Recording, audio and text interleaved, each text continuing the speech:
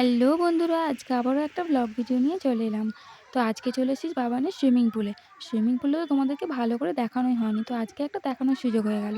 কারণ আজকে বাবানের সুইমিং পুলে আছে ফিস্ট।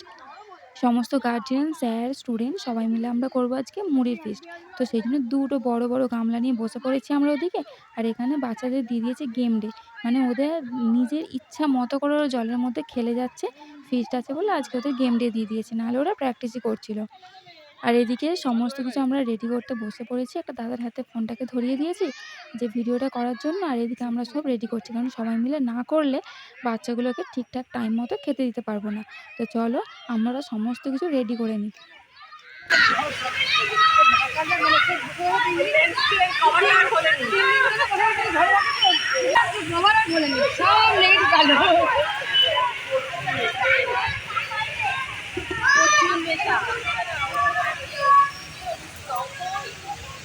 ওই যে দূরে স্যার আসছে মুড়ি খাবে বলে।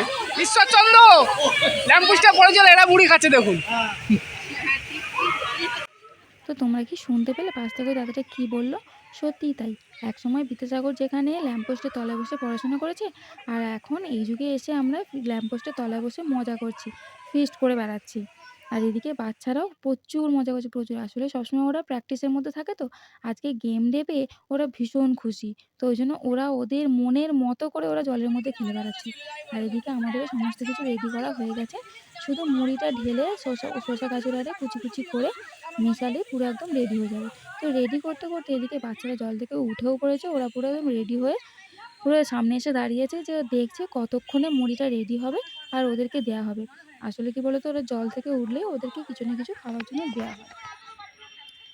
আর আজকে যেহেতু ফিস্ট হচ্ছে, আর যেসব বাচ্চারা একা, একা আসে তাদেরকে তো কিছু আনতে বারণ করা হয়েছিল। ওইজন্য বারবার উঁকি মেরে, মেরে দেখে যাচ্ছে যে ফিস্টের মুড়িটা কতটুকু এগোলো।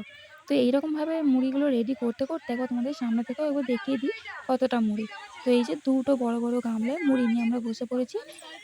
তোমরা হয়তো ভেবো না যে এত মুড়ি, আসলে আছি আমরা ৩০ থেকে ৪০ জনের মতো। তো এত মুড়ি হবেই।